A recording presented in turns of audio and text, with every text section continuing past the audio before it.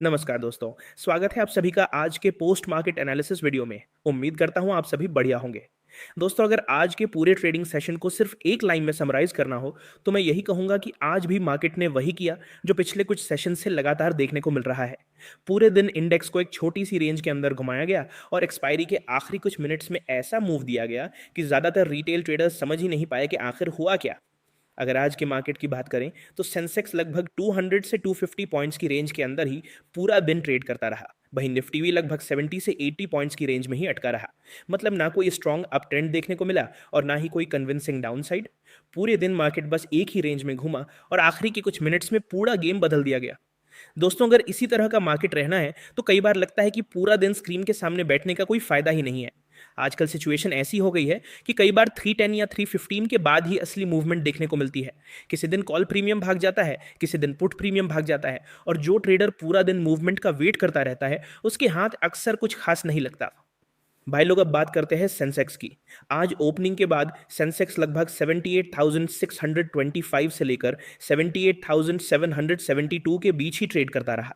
करीब 11:15 तक मार्केट इसी रेंज में घूमा, यानी लगभग 150 से 200 पॉइंट्स की मूवमेंट ही देखने को मिली।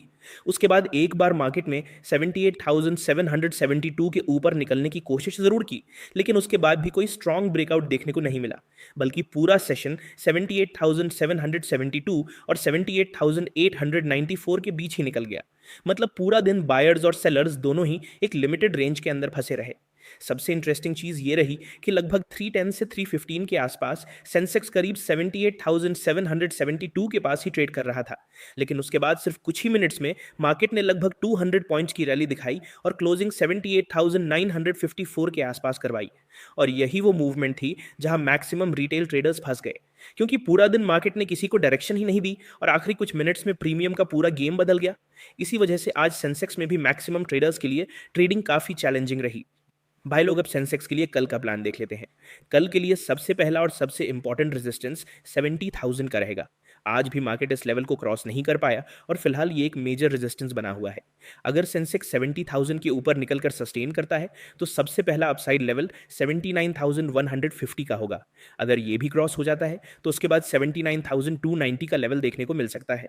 और अगर बाइंग मोमेंटम और स्ट्रांग होता है तो 79,500 तक का मूव भी देखने को मिल सकता है। अब डाउन साइड की बात करें तो आज का लो 78,603 रहा है। ये लेवल कल के लिए काफी इंपॉर्टेंट सपोर्ट रहेगा।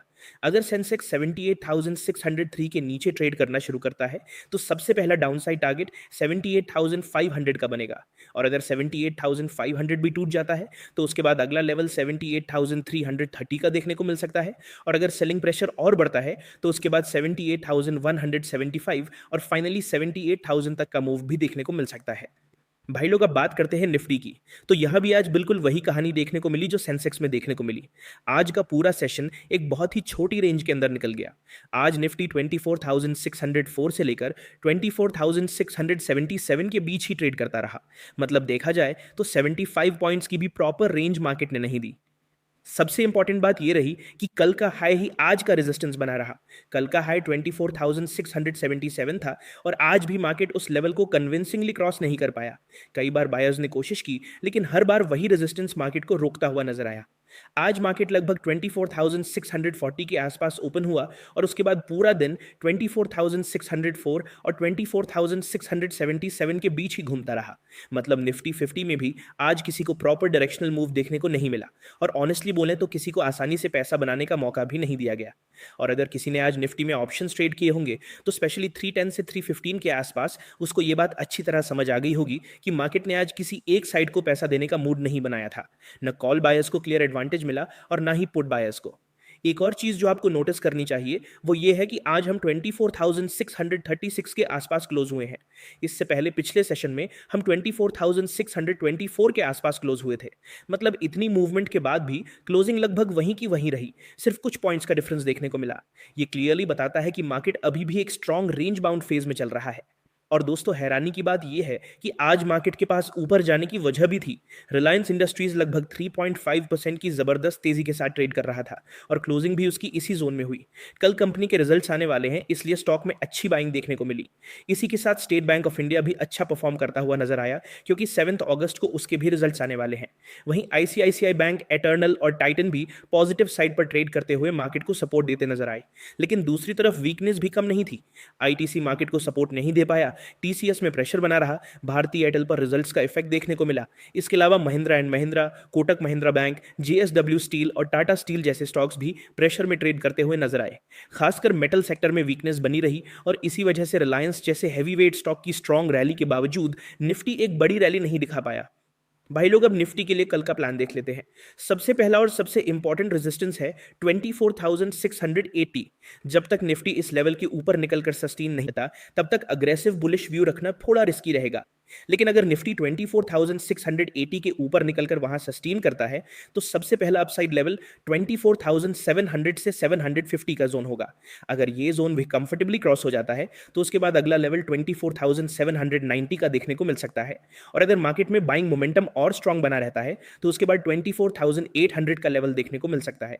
और अगर ये लेवल भी क्रॉस हो जाता है, तो उसके बाद 24,828 तक का मूव देखने को मिल सकता है। अब डाउनसाइड की बात करते हैं। आज का लो 24,604 रहा है। ये लेवल कल के लिए काफी इंपॉर्टेंट सपोर्ट रहेगा।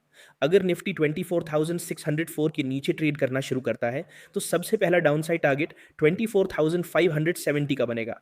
और अगर 24,570 भी ब्रेक हो जाता है, तो उसके बाद अगला लेवल 24,530 का देखने को मिल सकता है। और अगर सेलिंग प्रेशर और बढ़ता है, तो उसके बाद 24,500 तक का जोन भी मार्केट टेस्ट कर सकता है। भाई लोग, अब बात करते हैं बैंक निफ्टी की। आज बैंकिंग स्पेस में अगर किसी स्टॉक ने थोड़ा बहुत दम दिखाया, तो वो आईसीआईसीआई बैंक था। लेकिन ओवरऑल बैंक निफ्टी का मूवमेंट भी उतना एक्साइटिंग नहीं रहा। आज मार्केट गैप अप ओपन जरूर हुआ, ओपनिंग भी पॉजिटिव रही और उसके बाद धीरे धीरे ऊपर की तरफ मूव भी करता रहा। लेकिन ध्यान देने वाली बात यह है कि पूरा मूव बहुत ही स्लो था।